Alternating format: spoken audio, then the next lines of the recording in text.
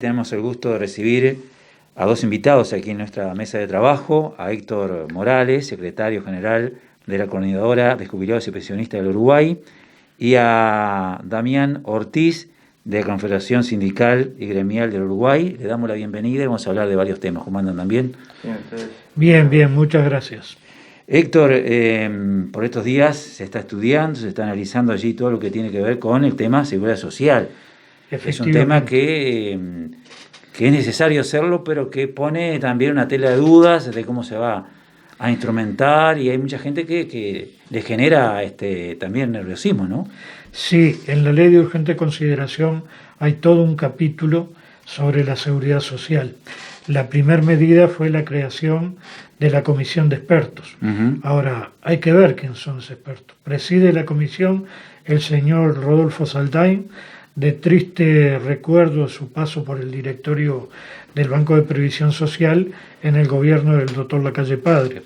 Está el señor Ernesto Murro, digo también de triste recuerdo, porque él está en representación de un partido, digo que tuvo todas las oportunidades que ningún gobierno en el Uruguay había tenido para cambiar la seguridad social.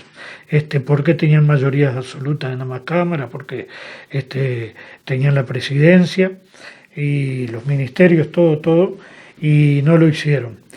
Y hoy, de acuerdo, tanto el oficialismo como la oposición firman en la ley de urgente consideración ese capítulo de la seguridad social. Nosotros somos conscientes que la seguridad social precisa una reforma. Ahora, no es tan grave el problema en este momento de la seguridad social. La desfinanciación del BPS se puede atender con lo previsto en el artículo 67 de la Constitución. El aporte de los patrones, de los trabajadores y del Estado si fuere necesario. Lo que pasa que la seguridad social, desde la dictadura para acá, fuimos ejemplo en el mundo en materia de seguridad social antes de la dictadura, antes de Pacheco. Los trabajadores de otras partes del mundo venían a mirarse en el espejo de la seguridad social uruguaya y preguntaban cuál era el milagro que la clase obrera uruguaya tuviera una seguridad social que cubría al ser humano desde antes de nacer hasta después de morir. Yo tengo dos hijos, los dos nacieron en el Sanatorio Pacheco de Asignaciones Familiares, y de verdad se atendía al ser humano desde antes de nacer hasta después de morir. Desgraciadamente, la dictadura, el gobierno, la transición del Partido Colorado, del Partido Nacional, con la creación de la aprobación de la ley 16.713, empezaron a prostituir la seguridad social, que es un derecho humano fundamental, en un convenio firmado, en un acuerdo firmado en la ONU por nuestro país también. De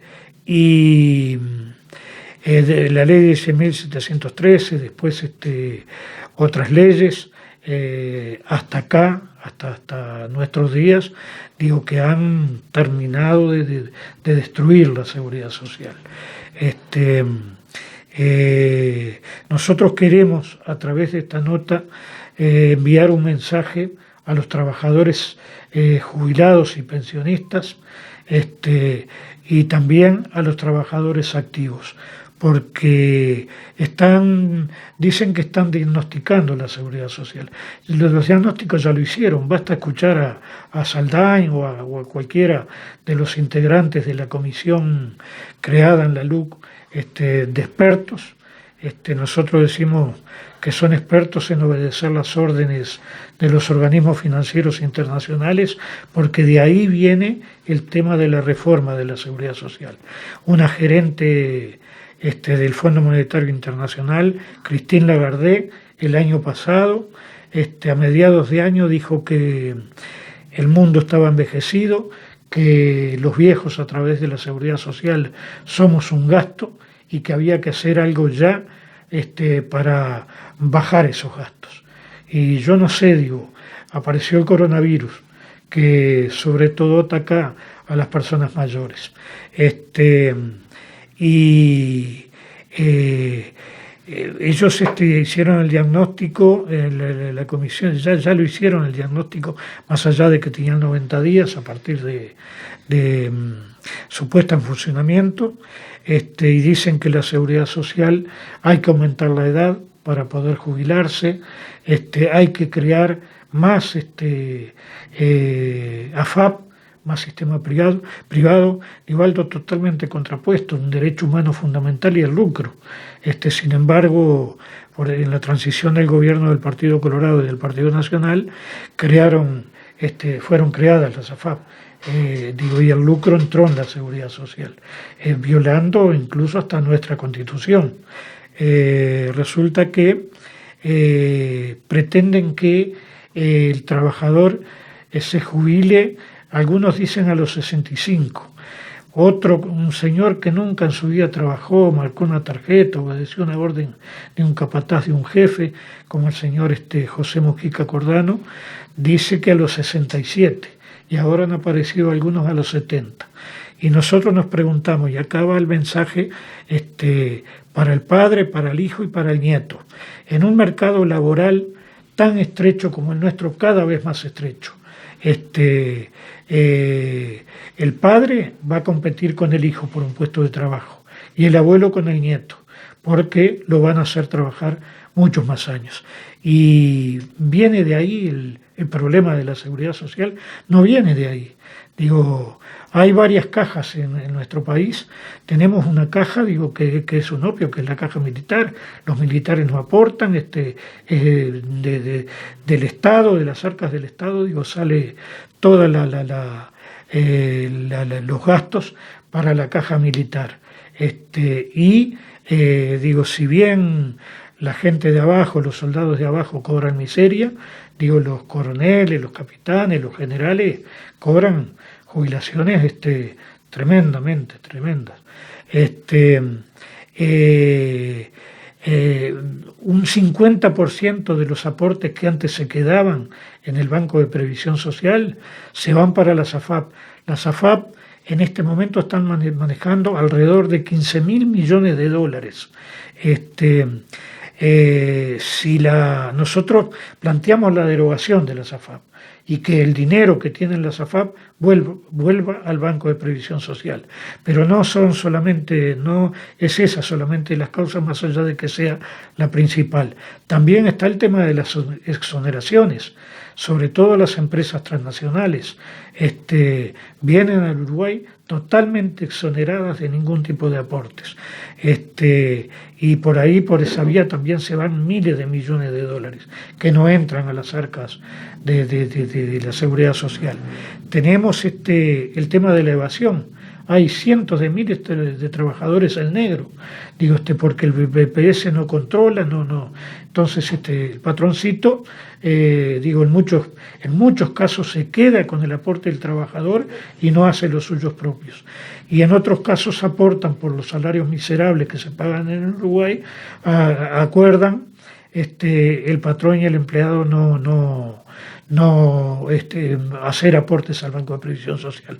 Si esas situaciones se corrigieran y todo ese dinero fuera a las arcas del Banco de Previsión Social, no precisaría aumentarse la edad, no precisaría absolutamente nada y podríamos atender la seguridad social como la atendíamos por la década del 60, que no era ningún regalo de ningún partido, de ningún gobierno, que era el fruto de la lucha de la clase obrera en aquellos tiempos. Entonces, frente a la perspectiva de que las jóvenes generaciones como Gustavo, que lo estamos mirando de acá, se puedan jubilar algún día, o como Camilo, que está acá con nosotros, se puedan jubilar algún día, nos parece medio imposible, porque, vuelvo a repetir, va a haber una competencia totalmente desfavorable a los jóvenes en el trabajo. Pero vamos a suponer que sea verdad lo de que aumentó la expectativa de vida, cosa que para mí es muy relativa porque mi abuelo materno se murió a los 87 años. Yo conocí veteranos en mi barrio cuando me criaba de 90 años. Mientras que todos los días escuchamos en la radio en la televisión, en la radio, que por diversas causas mueren muchachos de 23, 24, 30 años. La semana pasada murió un trabajador de 23 años aplastado por un camión. Entonces es relativo lo del aumento de la expectativa de vida. Pero vamos a suponer que sea cierto. Digo, después de haber trabajado tantos años, 35, 40 años, después de haber enriquecido al país, después de haber enriquecido a nuestros patrones públicos y privados, después de haber dejado la mejor parte de nuestra vida a través del trabajo al servicio del país, no tenemos derecho a gozar, yo que sé, a conocer el país. Yo ahora veníamos por rutas que yo nunca conocí, no conozco gran parte de mi país. No tenemos derecho a hacerlo después que nos jubilamos. No tenemos derecho a ir a ver un partido de fútbol, a leer un libro, a leer un diario. No tenemos derecho a gozar de nuestros nietos como no pudimos gozar de nuestros hijos porque había que laburar y laburar y laburar todos los días. Entonces, nosotros queremos hacer un llamamiento a los jubilados, a los pensionistas. Digo, que pasamos las de Caín. 150.000 reconocidos por el gobierno no llegan a la jubilación mínima, que son 13.700 y algo de pesos. En un país donde la canasta básica ya está situada en los 95.000 pesos más o menos, en una etapa de nuestra vida donde vamos al médico y el médico nos dice, mire que tiene que comer sano porque no podemos pagar la comida chatarra que nos enferma, cuanto más comer comida saludable. Tenemos gastos tremendos en materia de atención sanitaria. Más allá de que estemos en las mutualistas o estemos en salud pública, porque desgraciadamente salud pública no tiene, más allá del heroísmo de la inmensa mayoría de sus trabajadores, no tiene especialistas, no tiene los remedios indicados, los estudios, las máquinas para hacer estudios. Si vamos a la mutualista precisamos una fortuna para atender nuestra salud. Entonces, seguramente usted, jubilado, pensionista, que me está escuchando, dirá, este hombre está hablando de lo que me pasa a mí. El 70% no sobrepasamos los 20.000 pesos. La jubilación mínima es hasta 13.787 pesos. Pero hay jubilados que ganan 6, 7.000 pesos, pensionistas que ganan 6, 7.000, 8.000 pesos.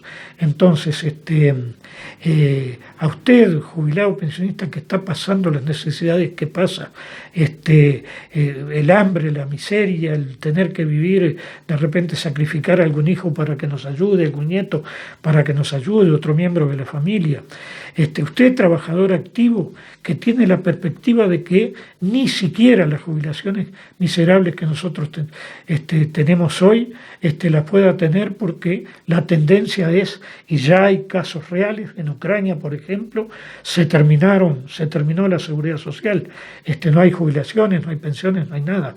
Vemos todos los días, nosotros estamos conectados somos afiliados a la UIS, Federación Sindical Mundial de Jubilados y Pensionistas, y nos llegan mensajes de España, de Francia, de Rusia, de todo el mundo, digo, con los mismos problemas que tenemos nosotros de la seguridad social.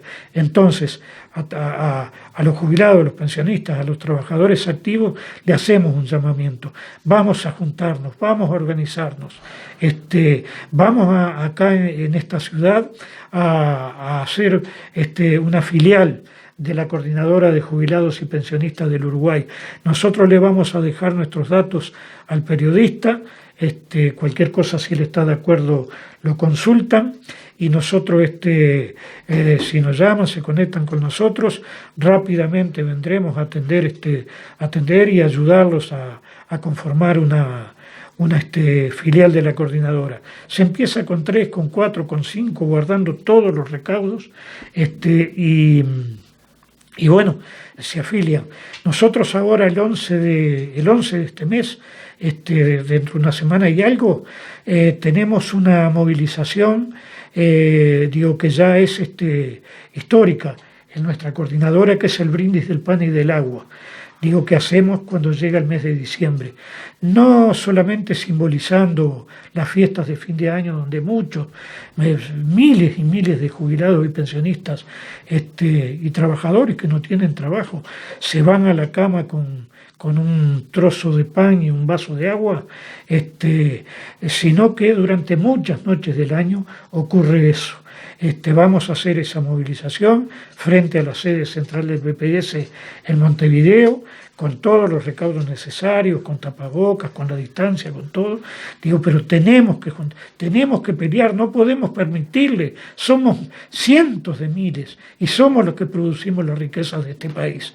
No podemos permitirle ni a ni a ningún gobierno que hagan lo que están haciendo con este derecho humano fundamental que es la seguridad social.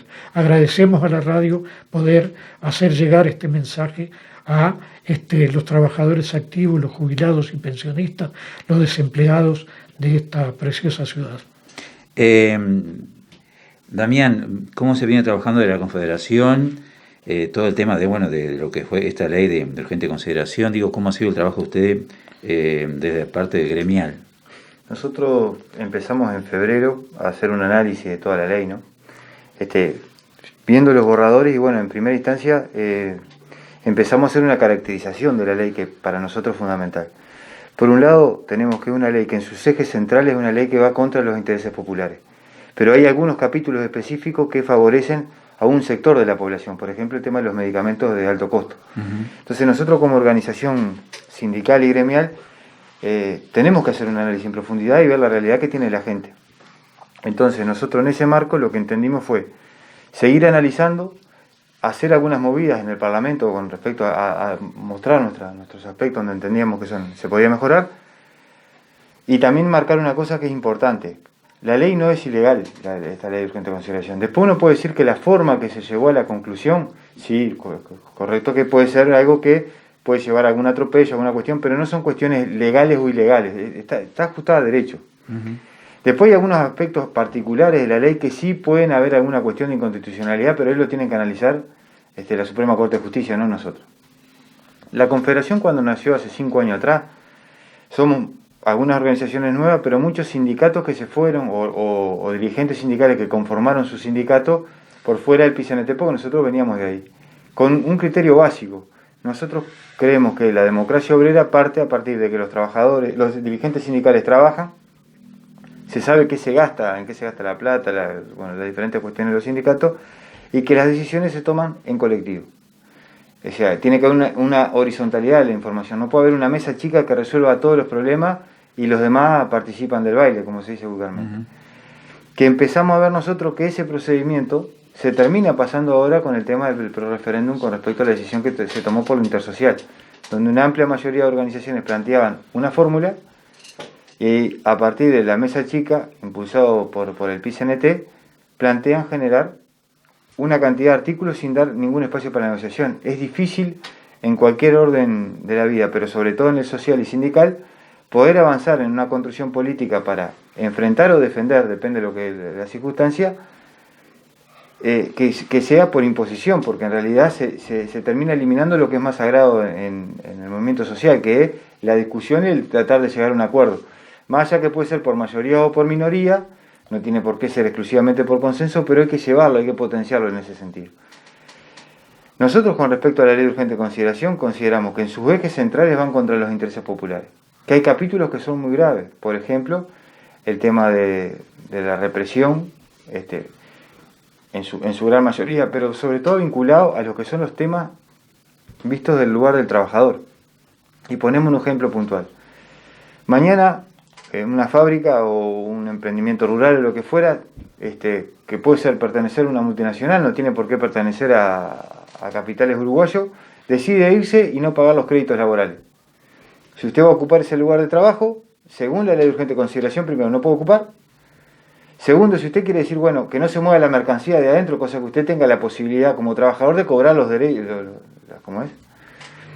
sus créditos laborales, que se supone que es lo más lógico. Usted no puede tampoco hacer eso, porque la ley de urgente consideración, en el artículo 468 y 469, plantea que no se puede hacer cortar la circulación de bienes, ni hace una especificación en ciertas circunstancias. O sea, lo que marca es que claramente se puedan retirar de ahí y usted no tiene derecho a hacer más nada. Entonces, cuando se vulnera los problemas, las cuestiones a los más humildes, nos parece que en esas cosas se equivocaron y feo, como también, por ejemplo, todo el tema del capítulo de la educación, donde se va a acelerar el desmantelamiento de lo que es la UTU, entre otras cosas. Se le permite al capital privado mucho más acceso y mucho más beneficios al sistema educativo, y además se va eliminando lo que fue en nuestro país un orgullo para nosotros, que es la educación integral, ¿no? Aquella que uno agarra un libro que tiene más de 30 años y que uno veía que en un libro de la escuela nomás ya aparecían diferentes facetas donde a uno lo iban nutriendo, que no fueran solo las matemáticas, que son importantes, el idioma, que son importantes, pero otras cuestiones que son para desarrollarse como ser humano. Entonces, por eso en ese marco nosotros vamos viendo que la postura que termina tomando el PCNT con respecto a la LUC, lejos de generar una posibilidad de democracia obrera, termina dándonos la razón con el paso de los años de por qué nosotros decidimos elegir un camino diferente.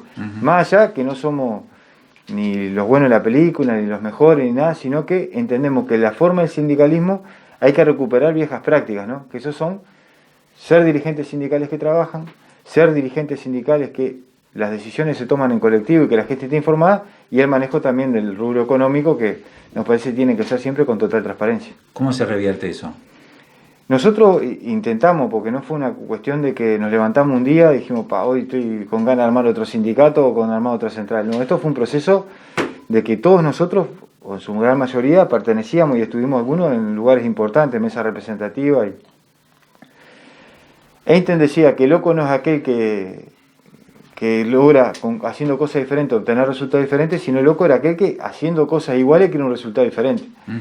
Nosotros intentamos el camino por adentro y respetamos que ese proceso pila gente lo va a seguir haciendo. Lo que entendemos que hay que ir generando y fortaleciendo una organización sindical que realmente defienda los intereses de los trabajadores.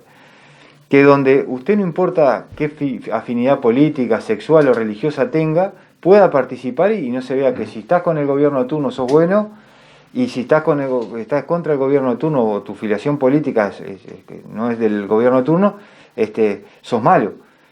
Creemos que el camino es por las ideas. Si se plantea algo bueno, como nosotros lo venimos a decir acá, para nosotros es muy fácil decir, toda la ley es un desastre. Es sencillo. Uno viene y lo dice.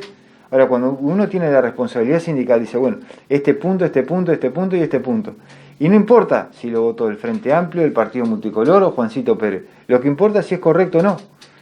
Y nos parece que la manera de ir logrando eso es recuperando desde afuera, porque por adentro se ha visto por la vía de los hechos, que cuando uno tiene un dirigente sindical con años que no va a trabajar y que mantiene su nivel o mejora su nivel de vida, uno se tiene que hacer ciertas preguntas. Y la herramienta sindical no es mala, es como un martillo. El martillo no es malo. Usted tiene un martillo, claro. Si lo usa para clavar un clavo, está. Si lo usa para lastimar a una persona, entonces el problema no es la herramienta. ¿Falta de madurez? No. Nosotros creemos que porque ahí... Los sindicalistas, digo, si bien tienen un cargo, en definitiva tienen todo el tiempo como para accionar, trabajar, planificar y gestionar, ¿no? Mire, eso es relativo. Y le explico por qué. Morales fue, antes de estar en la coordinadora de jubilados, fue trabajador, estuvo, 40 años en la COFE. En el caso de uno, estuvimos en la mesa representativa como 10 años y estuvimos en uno de los sindicatos del correo, tuvimos más de 10 años en la dirección. Ahora, nunca dejamos de ir a trabajar. Usted lo que sí tiene, usted trabaja a partir de eso, y esto no lo digo por usted, digo en general, ¿no? Pero hay algunos que no. Hay gente que hace 15, 20 años que no trabaja. Entonces, ¿cómo yo voy a opinar? Es como que yo mañana venga acá y le diga, no, pues usted el programa de radio lo tiene que manejar así. Y usted me va a decir, mire, Damián, con todo respeto, pero ¿usted qué sabe de esto? Claro. Usted acá, cuando nosotros tenemos tales y tales dificultades, y usted me las enumera, ¿usted qué haría? Porque usted esa dificultad no la toma en cuenta. Entonces, no es un problema de madurez. El problema es que a partir de cómo se fue dando, y podemos nombrar del 2002 a la fecha, se preocupó el PCNT de preocuparse más quién iba a ganar el gobierno de realmente los problemas de los trabajadores. Nosotros no decimos que cada uno tenga que tener su corazón, está bien, pero cuando hacemos un planteo tenemos que mirar el bienestar del pueblo, no el personal o el de unos hinchas. Esto no es un cuadro de fútbol, que gana uno, gana el otro. ¿Cómo podemos ir tejiendo y viendo la coyuntura de las situaciones? Porque no es lo mismo la coyuntura el 10 de marzo que el 30 de marzo. Que el 30 de marzo. Porque el 10 no estaba el coronavirus, el 30, entonces la coyuntura cambió. Entonces, si uno no analiza eso y si no está compenetrado en los problemas reales de la gente, parece que la pandemia descubrió que en este país había 400.000 trabajadores negros. Entonces, por un lado se dice que el BPS está desfinanciado y hay que reformar la seguridad social, ¿no? Porque eso, digamos, es la excusa que no han colocado en estos años. Sin embargo, las AFAP han ganado 1.200 millones de dólares, que es más, en muchos casos ha sido anuales, que es lo mismo, el doble de lo que tiene de pérdida. El Estado ha hecho, por ejemplo, en el año 2016, 17, 18, 19, una renuncia fiscal, lo que no les compró a las multinacionales, del 6,5% del PIB, más de 3.500 millones de dólares. Digo, si usted le quiere una exoneración, se la puede dar, pero muchas de esas exoneraciones fueron promocionadas también por el PIT-CNT. Porque también eso hay que recordar, acá cuando se instaló UPM, Bosnia, todo, se le pidió por parte del movimiento sindical o de una parte que se diera esa exoneración. Entonces, después por eso es entendible que no me puedo posicionar con todas las libertades porque pelearon defendiendo esos intereses que no son de los trabajadores. Nosotros no decimos que no hay que desarrollar el país, todo lo contrario. Pero nos parece que tiene que haber un desarrollo sustentable donde usted lo que produzca, estábamos hablando antes de la nota, todo el tema de la ganadería. Y la ganadería y el cultivo. Si esa plata se volcara, por ejemplo, a los pequeños y medianos productores, donde tuviéramos soberanía alimentaria, donde se produzcan alimentos de calidad, no solo para Uruguay, sino para afuera, ¿no sería diferente la realidad? Donde tuviéramos un sistema de transporte que realmente tenga una mayor conectividad y de mejor acceso para la población. Entonces, eso se puede potenciar, por un lado por las cuestiones del Estado, pero también desde los trabajadores. Y no mirar, y por eso uno se enoja mucho, se molesta cuando hay dirigentes sindicales que no están involucrados realmente en los temas porque no son trabajadores. Al no trabajar, si usted está 15 años sin trabajar, tendrá capaz que la de activa, pero habla de un tema que no conoce. Y esto no es solo teoría, hay que hacerlo en la práctica, ¿no? Entonces nos parece que hay que ir trabajando desde las bases e ir generando alternativas, que es complejo, es real. Pero también uno lo que le permite es tener, por ejemplo, con respecto a la LUC, la independencia que no se tiene que hacer cargo que vino un partido político y le dijo lo que tenía que votar. Y eso a la corta, en tiempo histórico, termina siendo un resultado positivo. Damián, Héctor, nos gustaría seguir debatiendo el tema, pero en radio el tiempo es el tirano, ¿no? Les agradecemos muchísimo la visita de ustedes y estamos como siempre a la orden, ¿no? Un chiquito que yo quiero agregar, el PIT-CNT y la ONASPU son cómplices en el capítulo de Seguridad Social del gobierno. El PIT-CNT manifiesta que que las AFAP son malas, pero que si son públicas, y nosotros les preguntamos, la AFAP República no estafa, no roba a los trabajadores, no se queda con los dineros que deberían estar en el Banco de Previsión Social. En el caso de la ONASPU resolvieron no enfrentar a ese capítulo de la ley de urgente consideración en materia de seguridad social. Entonces, desgraciadamente, son cómplices. Seguramente muchos escuchas dirán, pero esta gente, no, Damián ya explicó por qué no estamos en el PIT-CNT, y bueno, hay una complicidad manifiesta también de esos organismos que dicen defender los intereses de la clase obrera. Perdón, a nivel de dirección, no estamos hablando de los militantes, estamos hablando a nivel de dirección. Claro. Exacto. Bueno, quedamos la orden y como siempre abiertos a la opinión de todos, ¿no? Muchísimas gracias. Muy amable. Usted se queda con nuestros datos ahí. Cómo no, muchísimas gracias, muy amable.